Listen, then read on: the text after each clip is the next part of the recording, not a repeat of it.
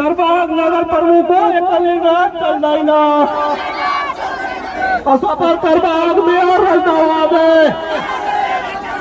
जनता माती भाव को बिजली को बिल मिलाकर जनता माती भाव को बिजली को बिल मिलाकर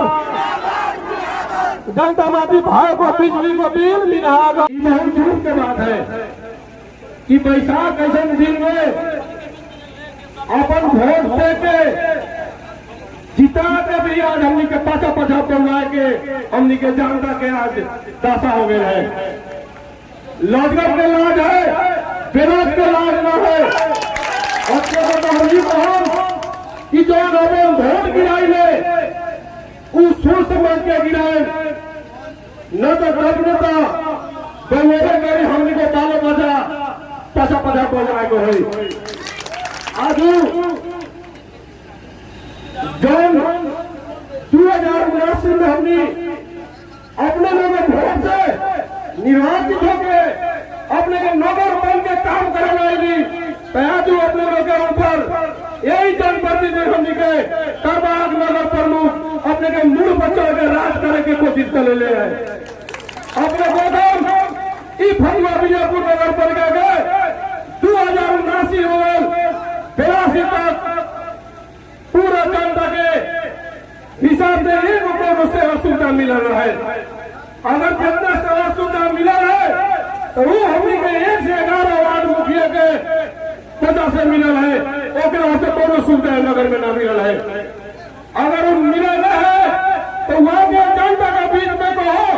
कि हम अपना ऐसे के जनता के ई सेवा देने छी अगर गुलामी करना हम पूरा अपने जो 2077 साल में निर्णय रहे नगर पालिका में कि जनता के घर से लेकर कृषि मीटर के बिजली के बिल नगर फ्री जन प्रतिनिधि समय कर रहे बहुत गौरव से जनता के लेल एगो सेवा सुविधा ही काम कर रहे। जब काम कर रहे तो अपने को 2079 तक किराए दे रहे तो 79 के बाद अपने के कहा न किराई तो निर्णय कौन करी कौन है जनता से अपने के वोट से जीत के आए उल्लेख से आए से लड़के आए जनता चाहिए तो घर में है जीत के लिए जनता के बीच में आज हम फगुआ विजयपुर नगर पालिका के जनता में कि जौन वार्ड के कोनो किस्म के कमी कमजोरी है तो हिसाब से 11 वार्ड के मार्फत से अपने लोग से हम माफी मांगे बताएंगे कि आज जौन गलती सही करके हमने अपने के सामने थी जौन अपने के तरबाग मेयर घर में बैठ के एवं पत्रकार के लिया के कह रहे पत्रकार सम्मेलन करके कि हम बिजली बिल तिरेला तैयार थी रातू का बात कहे हम कहे हम करार के कर्मचारी के म्याद खाते तैयार थी मुखिया से गलती कर दिले हवा ये में कोनो बात अभी नहीं के जब वो अपने जवान से कहला रातू कि हम बिजली का बिल तिरेला तैयारी थी तो संतपुर से आएगा 5 मिनट के रास्ता है। अगर मेयर साहब का ईमानदारता है अगर वो भगवा न है मर्द ये जानता हो तो जान गलती हो गई माफी मांगेगी। अगर तोरा पास नहीं टिकता हो तू जनता का वोट लेने से अगर मुखिया रोका हो तो तू जनता के बीच में आके चेक करके बताओ तो हम चाहेंगे तू अपने घर के तो तू न जा जाओ पड़े अपने जौन रातू कह रहे कि हम 8 महीना पहले फिरोज इंजीनियर के हटा दिले थे तो हम पूछना कहूँ कि जब 8 महीना पहले फिरोज इंजीनियर के हटा दिली तो 3 महीना 30 घंटे 4 करोड़ के वही फिरोज से बिल बना के परमेंट कहले है तो कौन क्या सिग्नेचर है कि ओरिजिनल है। जब इंजीनियर हट गए तो 3 महीना 30 घंटे बिल बना वाला को रहे जनता ने अपने लोग के मांग रखा है कि जज रहे अपने लोग तरफ से वो घाम में लाइन लाके हमने लोग वोट देने लगी। हमने खा रहे हैं दूध में तो हमने का छाई लग जाए, लेकिन अपने लोग इतना कष्ट कर पहले वोट दिली तो अपने लोग के इतना समस्या आयल हुई तो आज हमने करे जनता के बीच में रहे वाला लोग अगर महसूस करी वो घर में बैठ के नहीं रहे वाला का करे। वो पहले रहे जब इंजीनियर हो गए तो 4 वर्ष से परमानेंट काम वाले पूछम कि ना पूछो अपने के 4 वर्ष हो गए है, हमने के 4 वर्ष चले वाला है तो ऐसा साल में है कि 6 करोड़ रुपया कम चले है तो ऐसा साल में है 6 करोड़ रुपया कम चले है तो अपने के 4 के हिसाब से गुना करो 24 करोड़ रुपया मिले। 24 करोड़ रुपया जब है तो 1 से 11 वार्ड करूँ एगो वार्ड में कितना हिस्सा पड़ा है। जब 24 करोड़ रुपया वो चले गए है तो 1 से 11 वार्ड में एक वार्ड का कितना हिस्सा है 11 गुना 22 अगर 2 करोड़ का हिसाब एकदम मोटा मोटी 3 करोड़ रुपया हो गए एक वार्ड में। अगर एक वार्ड में 3 करोड़ का काम है तो अपने सब वार्ड के जनता थी अपने बताओ न तो से पूछम कि ना पूछम जन घर में जाकर पत्रकार सम्मेलन करके बताओ। अगर ये बात झूठ हुई तो अपने के एक आगे से रिकॉर्ड में आऊ आगे देखू कि अगर 6 करोड़ से कम चले है तो 11 मुखिया पर अपने को कार्रवाई करो। इस जनता के बीच में अपने लोग के सामने हमने आज आके हमने अपन मजबूरी सुना रहा थी। हमने की अदालत अपने थी अपने फैसला खत्म हुए चीज हुई एक चलते अपने के आगाड़ी हमने 5 दिन से साउंड लगा के पुकरवा के कि अपने लोगों को बुला के हमने अपन दुख सुना रहा थी। या 2 दिन में फिर न हो गया वो फतुआ विजयपुर वही स्थिति में पूछ जाए तो हम घरे बैठू नारायण के वोट देने की कोशिश न कराओ। रोगे रोकने के तरह के कर्मचारी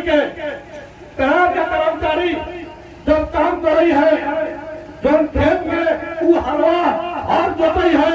तो हटाने का अधिकार महाजन के नहीं के। जब तरह के कर्मचारी सब वहां लेकिन अगर तक काम कर रहा है तो एक निर्णय करेंगे कागज कैसे हो गए कि हम सब हटा दें तो चाहे निर्णय करना वजह से एगो हमी के नगर पालिका में हरिंदर यादव एगो चोर कर्मचारी आयर लगे में वो आते 3 सिगरेट में करते दिली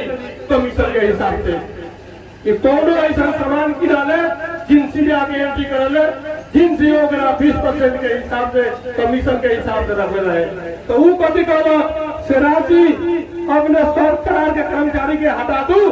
अपने के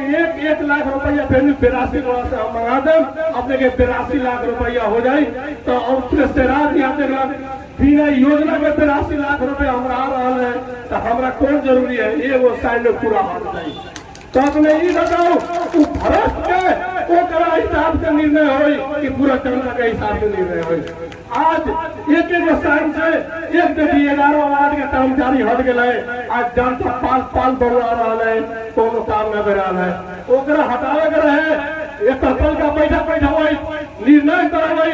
तो ये न रही। अब 11 लाख हम लोग वैकेंसी को सिस्टम चला के रहे एक कलम से पूरे का हटा दे कागज जब दे दिली अपने लोग तो निर्णय होगा ठीक रहे। जब ठीक न रहे तो अपने लोगों से पूछम कि ना पूछम जब न पूछम तो हमने के ये कहा सकता आज जो लोग करेगो तू जो दलाल है पछाड़ी लगाई तो गारला साथ तक हम अपने के तो जाके अगर दुकान पर बैठ जाए फिर उस चाय पीने से पहले आगे बैठ जाए। अब कुछ अगर सुधारे के कौन तो फिर तो दलाल तो लगे बिगाड़े। समस्या यह है बहुत गंभीर समस्या है अपने के ऊपर योजना संचालन है अपने के एगो विस्तार पर है सोनपुर में अपने के 5 साल में 34 लाख रुपया परमिट हो गए है फिर वही काम को अपने के 25 लाख रुपया बाकी के योजना में उपयोग कर रहे हैं। जो योजना के 34 लाख परमिट हो गए है फिर 25 लाख रुपया बाकी बतिया कर रहे हैं। तो जब अपने करी 25 लाख रुपया के कागज पेश कैलू तो अपने के अकाउंटेंट हाकिम वाला गलत के चेक हमारा से न कटाई तो वे ठोस निर्णय अब दूसरा हाकिम ले आए हाकिम जब काम करे वाला हमारे अगर हम सही थी तो हमारा घर के लोग चाकर बात असर न हो। सही नहीं, जब तक ये अपने सूझ न है बिना काम के परमेंट करवा रहा है हाकिम के दबाव देके, तो ये कौन दूध के धोल है। तो हम ही बात का हम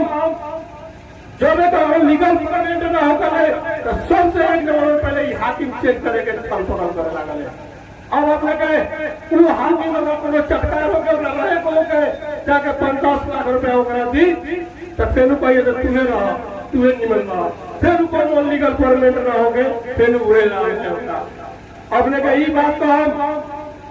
तो देखो शीतलपुर है हमर वार्ड है,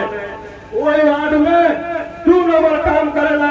मंत्री संतरी प्रधानमंत्री के इम्प्रूवमेंट ना चली जितना है वहाँ के जनता जागरण वहाँ के जनता चुनले है हमें। हम वो लोग के नौकरी उठाइले पाल नौकरी के टाइम देंगे वो लोग।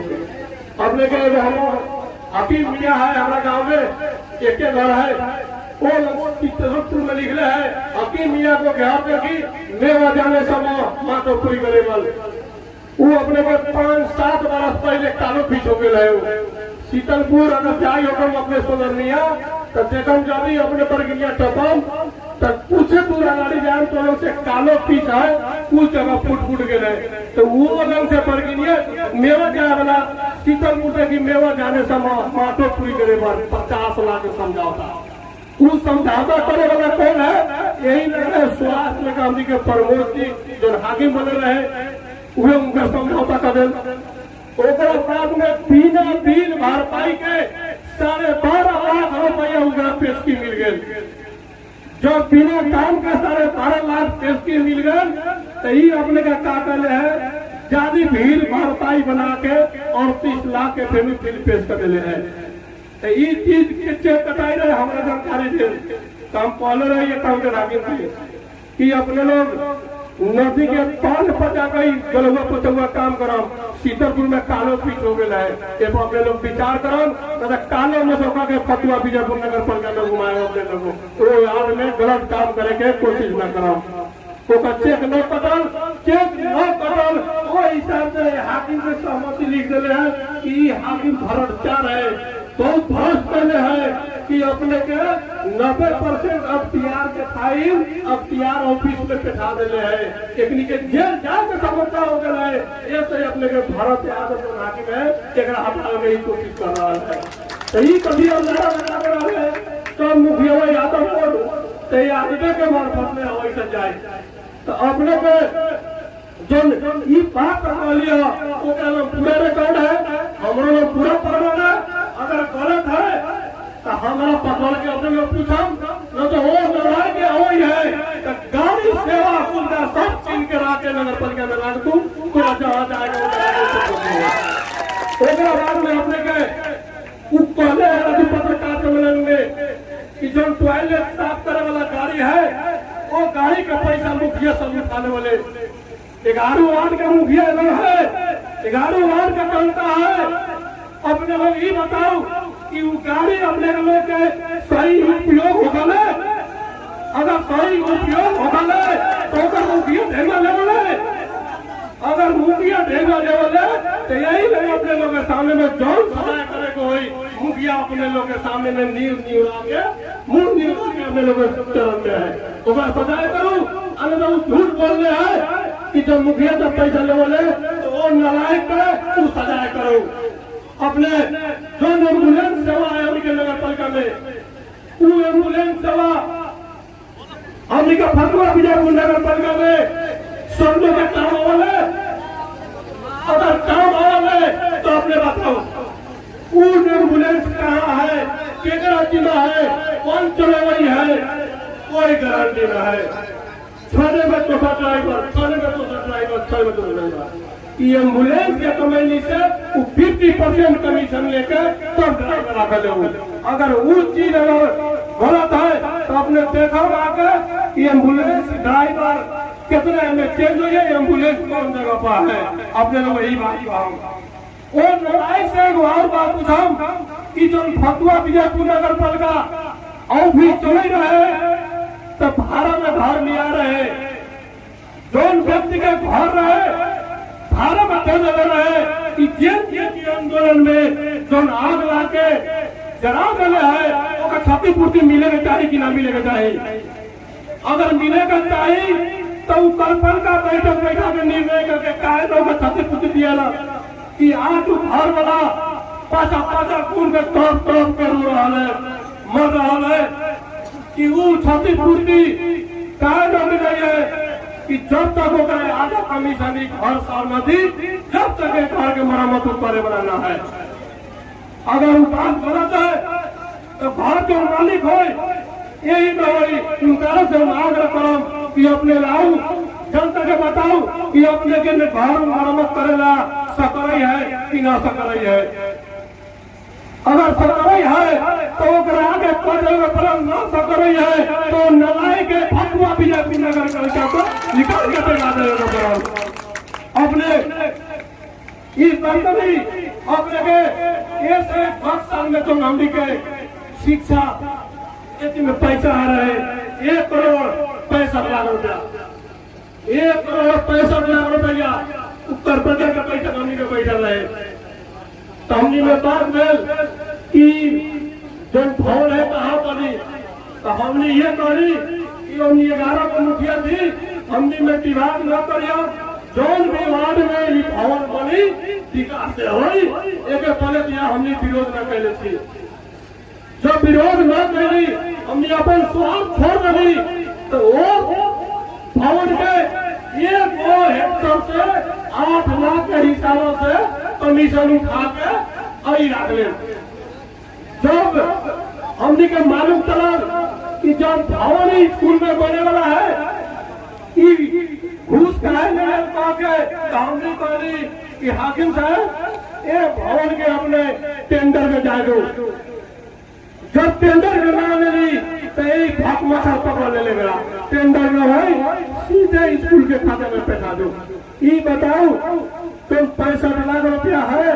बिना काम के स्कूल के खाते में पैसा दो हेड मास्टर के किलो लगा दो जब बने हुआ है भवन तो कैसे पैसा दो। तो हम भी कहली 1 करोड़ 65 लाख अपने टेंडर कराई थी तो अपने के 6 गो भवन बने अपने के ठेकेदार तक 30% 40% कम में टेंडर से कर ले तो अपनी के जो पैसा बताई तो अपने फिर प्लस में भवन बनाई तो इन टेंडर हो गए ई कमीशन के चक्कर में 1 करोड़ 65 लाख रुपया फ्री करा दे लेकिन कोनो विद्यालय में ही भवन न बने दिला। अपने के ये साल में भी 2 गो भवन आयल है वो भवन अभी छल पखल में ई नहीं के जाए ई पहले ही टेंडर ले है। एगो संतपुर में बनता हुआ संतपुर में जमीन नहीं के स्कूल में आने वाला तो ये जबरदस्ती ये बनता हुआ वो पहले है। अगर संतपुर में आवश्यकता है जमीन है तो हमने आदमी कोर्ट जमीन में कदम की संतपुर में बनो हमने संतपुर के जनता के विरोध में नची कि जहाँ भी बने तो हमने के फतवा विजयपुर नगर पर क्या हमने के बाल बता पड़े होंगे हमने विरोध में नहीं की। लेकिन ये हेड सर लोग से ये अपने लोग कमीशन दे के अपने लोगों का आगाड़ी बढ़ाने की कोशिश न करूँ बिना कमीशन के काम करे में अपने लोग लागू अपने के ये चीज है शिक्षा में जो खादा दिया वाले हेड सर बिना कमीशन के ये वो स्कूल के खाता में नहीं होना जाने पूछम जब शीतलपुर में हम टाइट कहीं अपने स्कूल में हम कहली कि अपने के नगर पालिका से तो इतना पैसा आया है तो 30% तो नगर पालिका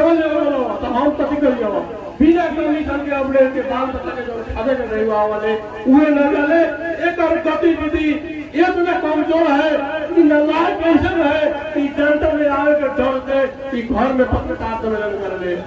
आज हमने ये फतवा भी अपने कारण वहां चल गए जनता ने आज हमने आके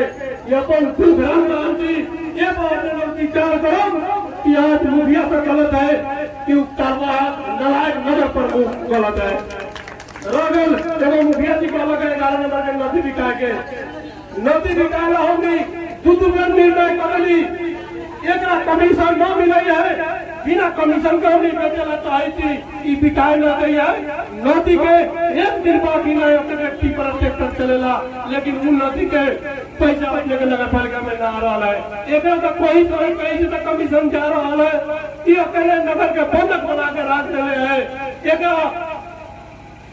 कौन ऐसा जनता के ऊपर माया मानना न है। अपने ये हिसाब से आज हमने जो छी, अगर हमने जितना बात बोले थी अगर गलत है तो अपने लोग ये जनता के सामने में फांसी लटका दे। हमने के ये सब झूठ बोल के आज जनता के ठग रहा है तो अगर वो अपने लोग के ठगने हैं तो वो नलायक के आम से जो सरकारी सेवा सुविधा मिले है सब छीन के नगर पालिका में दे दू कि तू नलायक न रहो, अपन नगर के खाता हो। अपने लोग इतना अपने के प्रदेश सरकार से प्रत्येक महीना 2 से 50 लीटर ओकरा सरकार निर्णय करके डीजल पिठाले है, लेकिन एक महीना में वो 7 लाख के डीजल दे रहे हैं। ये बताओ कि जब सरकार दे है ओकरा 2 से 50 लीटर तो 7 लाख के चेक पर अपने के हाकिम अकाउंटेंट साइन करो। हाकिम अकाउंटेंट फंसे कि ना फंसी, जब साइन न करी तो ये हाकिम अकाउंटेंट के सर्व करी। अब इतना अपने सरकार मेयर के पावर तो चले है, कलम में ताकत तो चले है कि ये लोग साइन से मंत्रालय खिला दो रही हम नहीं लेकिन पूरा बोर्ड के निर्णय लेकर जाइए तो अपने के मंत्रालय में न सुनले। आज अपने के जो मम्मी का दुर्दशा है एक नलायक के चलते जाता है। अपने के ओकरा एक महीना में 1 लाख रुपया ओकरा सेवा सुविधा नकदी मिले, 72 लाख गाड़ी मिले, मौज मस्ती करेगा। एक दिन जनता के बीच में वो गाड़ी से फायदा न है। अपने के यही तो हमने के काम कि जो हमने के आज जनता के ऊपर राज कर रहा है वो राज के तोड़ना नलायक जो तरह से कोई गाड़ी छीन के गाड़ी सरका दू, एक सरकारी सेवा सुविधा देने की कोशिश न करूं। जनता से पौधे चुना है आज तमिलनाडु में 3/3 का सरकार है, 24 घंटा में हम का बाल बच्चा तमिलनाडु में सरकार गिरा दे। देख ले भाई गिरा में लगल तो नगर प्रमुख के गिरा में जनता के गाड़ी पूछो है कि आज तो जो हमें जब कभी व्यक्ति होकर आज तो लोग तरफ पकड़ के माफी मांगी थी, लेकिन ये लड़ाई के फतवा भी पीछे सबक छिपा के करा दो, यही अपने लोग से मांग रहा थी। देख लो ये तो ठीक है। अब अपने के जन संघ में जन दलीय मंत्रालय सब रहे वो सब भ्रष्टाचार मंत्रालय अभी जो हमनी के नया पुस्तक के आंदोलन से ही सरकार बनल है, यही माई के साथ काम वो सब भ्रष्ट करे वाला सरकारी है। कहे है कि हमने वोट के निर्णय लेके गृह मंत्रालय में हमने कहली कि पहले बहुमत को कदर कर लू, अब हम में एक निर्णय करे पति तो मानने जब हम वोट को निर्णय दे तो न मानने मेयर साहब को साइन लेंगे तो भाई को साइन लेंगे तो सब जो भ्रष्टाचार करे वाला ऊपरे बैठल है ओकरे सिखल ई सब है। सही हम कहम कि जो नहीं सब नलायक सब है हमने के ऊपर राज कर रहा ये सब पर विचार कर रहे अपने लोग आज के बाद से सरकारी बना हुए हमने सफल करना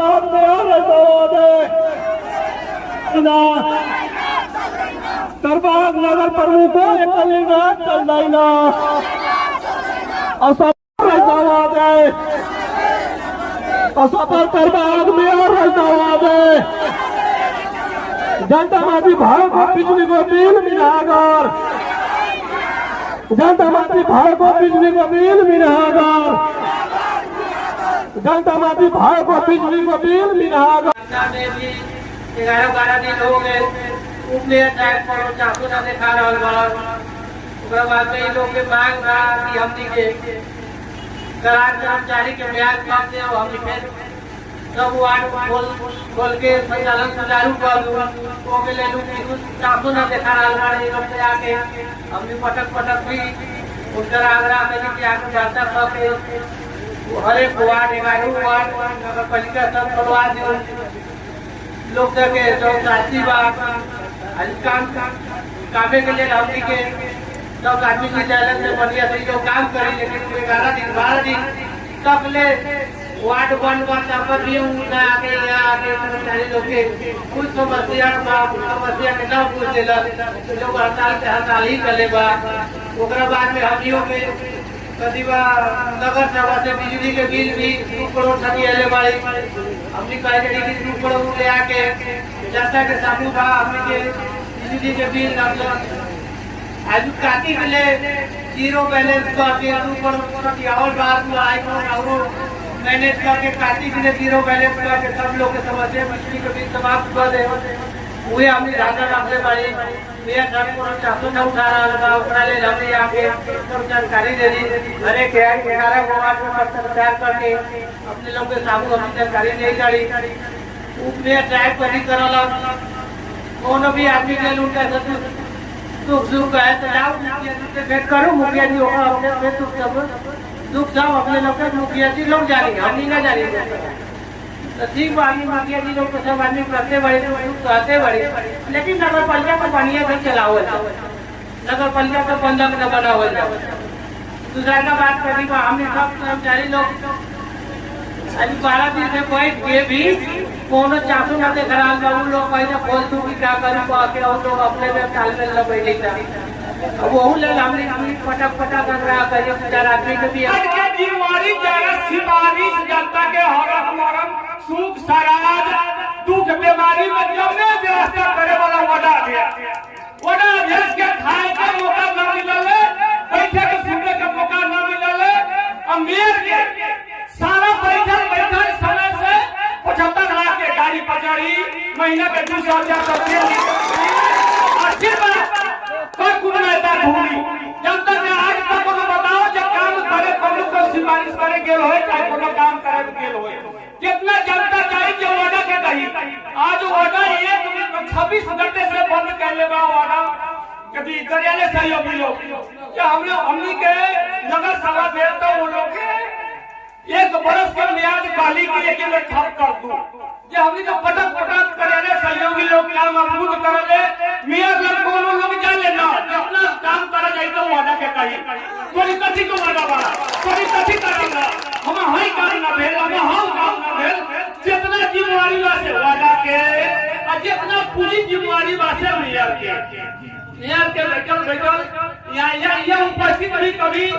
हमने कार्यपालिका बैठक में ई तो अध्यक्षता करे वाला रोलक मेयर हमने दुकान में जाई घर में जाई वार्ड समूह करे था हम बिजली के बिल लग रही था वार्ड सब ई सब मुखिया से भी जाना कहां जा अब मुखिया से कही करना हम करबे न करी 4 करोड़ रुपया विद्युत के बिल तीरे के बाद जौना में हमने के सुझाव बना कि 2 करोड़ हमने अभी नगद पालिका के पोस्ट से तीर 2 करोड़ अपने के अध्यक्ष से नदी बिकाए बराबर नदी बेच के 2 करोड़ रुपया होते जनता के विद्युत बिल से मुक्त करा दे अभियान से सूचना निकाल दूं जनता अपन समझे को ही समझा तो ना वो लगे ना नदी बिकाई जब से हमने चुनाव जीती तब से नदी के 1 पैसा हमने कम करी न भेल जब कि 2 करोड़ 4 करोड़ रुपया हमने के साल के नदी के आमदनी होए वाला बा तो वो नदी भी बिका के ना कथी मिलो मत में होकर नदी भी न बेचावोगा तो अब इतना बात देखा जाओ हमने के जितना 24 घंटे नगर फुका गए आज नगर में एगो कागज नहीं थे जनता काम करे अबैता तो नगर में कर जाते रह के वार्ड के जाके चर्चा करेगा हमार काम ही ना भेल तोरा के वोट काहे देली तू काहे अध्यक्ष देला हमर ही काम ना भेल उ काम ना भेल आज तक ए नगर में एगो कागज कलम पेंसिल नहीं थे बैठेला फर्नीचर के कर्मचारी के जब भी ये व्यवस्थापन करेला होई आज जब यही समय में नगर सभा होगा हमने के भारत सावन 30 गते आज तक अख्तियारी न देला के हिसाब से देखो भैया के लक्ष्मी पूजा के 3 दिन बाकी रहे तब अख्तियारी देलन वो में गाता कुछ लोग के पूरा पेंशन देल कर्मचारी से कुछ तलब मिलल ओकर बाद जो फिर नगर में काटे के नहीं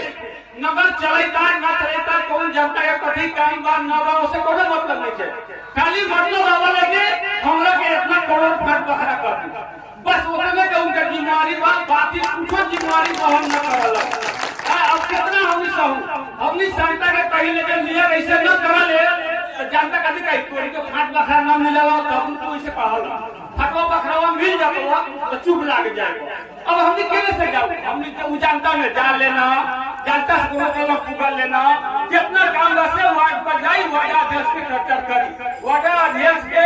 पंचायती से लेकर सिपाही तक वार्ड अध्यक्ष ऑफिस में बैठो तो लोग पंचायती करो हमनी के समुदाय के ऐसा नीति बा तो कईका झगड़ा करी तो दिन भर वार्ड अध्यक्ष के बउआ ले हाई ना भेल हाउ ना भेल बहुत या सिफारिश करला लोग तबाह करी या पंचायती करला तबाह करी मेयर के कोनो लोग चर्चा करे ना जाई मेयर से कुछो जिम्मेवारी न लेना कि वो कुछो जिम्मेवारी बुझबे न कर ले जितना कुछ होई तो कही जाई हमने भेज हम जाओ ना मेयर साहब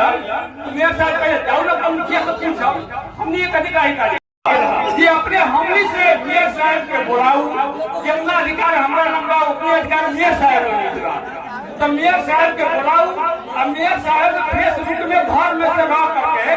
फेसबुक में कह दिया ऐसे ऐसे कहना कही तारीख तो उनका कार्य के बोलने वाले फेसबुक में उतना हम सदर करने तैयार बाड़ी यहाँ का माइनेटिंग कर यहाँ के उनके कहने हमें सदर करने वाला बाड़ी हमने ये वो शब्द अपन ना रखा हमने के 70 लाख फाट बकरा मिलल बा 2.5-3 करोड़ उनकारा बा ये को बजट में चलो जनता का पूरा बजट बा हमने के ये पैसा के उनकारा का वास्ता करे वाला न पड़ी पैसा 2 करोड़ रुपया छुटिया ले रही ओकरा बाद में कथी कर रही हम कि 2 करोड़ छुटिया वही में से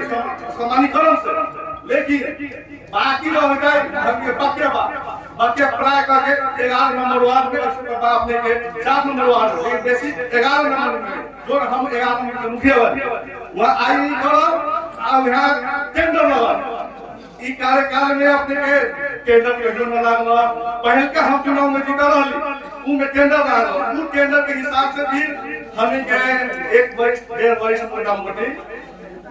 अपने आदालत में मुंह देखल ओकर हिसाब के हम जलाई था लेकिन टाइम में अभी के टाइम में फर्क बा पहले का लोग का जानकारी संबंधी न रहला हो लेकिन ये हमके तो सब जानकारी हो गइल बा मोटा मोटा अपने के 7-8 वर्ष हो गए लेकिन रह गया सवाल कि अब जनता सब अपन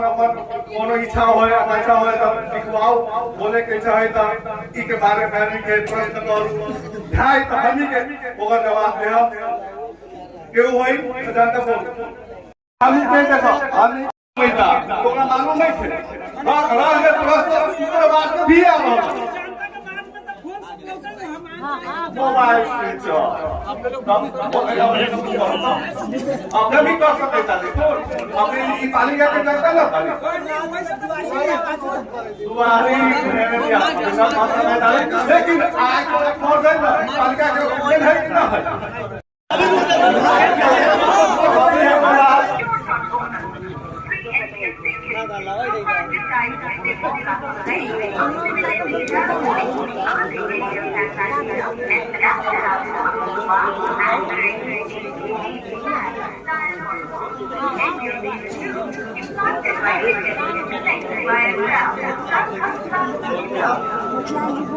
गतिविधि देख के हमनी के नगर पालिका में किसी सुनवाई किसी न हो रहा है कारण से हमनी के बुदागुर में हमनी के अब 1 नंबर बुदा में बार बार सब जन प्रशंसा करलक अपने के जनता माथी रहे जो बिजली को बिल को बके होता मीना रकम भुगतानी घर करके वास्तव में हमने के इस संदर्भ में तो हमरा कुछ लगभग अपने सबके जानकारी हो गए 2 करोड़ रुपया हमने के इस मनी से भेजे रही और बाकी भी चौरा लेने के बाद में बकिया के टेंडर लगा के आंतरिक स्रोत उठा के तीरे के लेकिन हमने के ये बिजली के बिल जो 2 करोड़ रुपया छुटियाले रही कहीं से सुने आगला की हमने के जो अभी के जेएनजी आंदोलन के बात के सरकार बढ़ला उमे एगो चीज कथी लिख के पठा दे है कि निर्णय करे है कि बिजली को बिल तिर न पाओ देना हमर का नाम रहे बिजली को बिल तिर न पाओ देना ये आपने के आके 1-2 महीना के आगाड़ी के निर्णय है लेकिन हमने के असारे में निर्णय करके छुटिया दिल पैसा भी इन्हें हम आके सुनने का कि जब सरकार के निर्णय आगे के बाद में अपने के वो पैसा के भीतरे वो रकमांतर करके योजना बना ले वो हमरा सुनने में आया 2 करोड़ रुपया हमने के बिजली के बिल 13 लाख छुटियाल पैसा हमरा सुनने में आयल कि वो 2 करोड़ रुपया खंडन करके वो अपन योजना बना ले विकास योजना। अब ये कितना के सत्यता है वो तो हम बकायदा हम ये पेपर नहीं किया, लेकिन उस हिसाब से जितना हमरा सुनने में आयल 4-5-10 दिन इहवे आके हम सुन ली थी वो बिजली बिल के बकायदा पैसा के योजना बना लेना। अब वो तो खोज तलाश कैला पर मीटिंग ओकरा बाद में हमनी के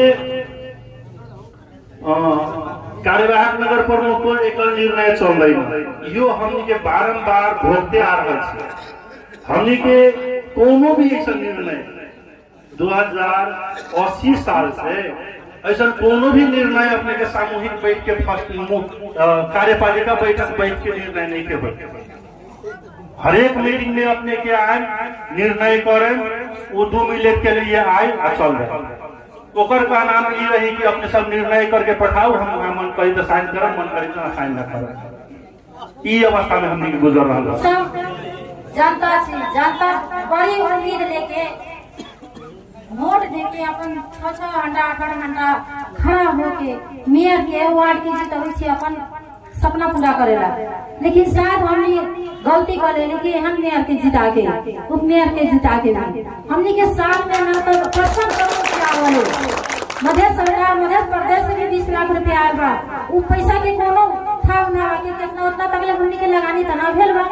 ना। हमने के जरातु उप मेयर साहब खड़ा होकर जे बोले रहा लाइव में कोनो पत्रकार के सम्मेलन के सामने बोले रहलन कि वार्ड में जाके देखो ओके वो पैसा के उनका बजट देले छी पर कोनो काम ना भेल। लेकिन उनका कैसे मालूम है कि वो काम ना भेल है? उनका तो जाके देखे के चाहिए। आज तक तो हमने मेयर के देख लिए नहीं छी ना, उनका चेहरा भी देख ले छी, फोटो में सिर्फ देखे छी। हमनी के दुख सुख के साथ दे ही है। हम कैसे मान लूं कि हमनी के इतना बजट दी? हमने सब ये कहे छी कि सबसे पहले हम तो जनता के तरफ से आए थे। हम तो ना कोनो वार्ड के मुखिया से ना पूछे थी। हम तो महिला के ग्रुप से एक महिला के बात में कोनो काम भी विधवा भाता भी कोनो के गरीब के रात कहे कारण का थी कि हम गरीब के असहाय के हम तो सीट दे हम पाइप दे हम। लेकिन एगो अपना गरीब सब अपना बेटी की शादी करा लेता है, उनका हक बा। नेपाल सरकार के निर्णय बा कि 20 लाख ना 25,000 रुपया ऊपर मिली गरीब के असहाय के बेटी के 20 बरस के हो जाता। वो भी एमे कितना आदमी बाकी कि अपन बेटी के शादी करल का रहे वो मेरे साहब ना देले वाला वो पैसा का भेजे ना। हमनी के हिसाब दे ना घर में बैठला से एकल निर्णय करला से कोनो फायदा होई? आज ना होई भी तो हम पूरा 11 गो ये मुखिया हम एकलन को के हम ये दिया गोरे बारे कंपनी ना हो जाए तो उससे बढ़िया न हो ये तो ओकरा द्वारी पर चलू कहां बा कहां ना खोजू ओकरा काहे ना होई बा पूछू ओकरा से। ये बात हम कहे के चाहे ओकर द्वारी घेराओ काहे ना होई बा काहे ना बात माने हमनी के काहे ये हम कहल चाहत है।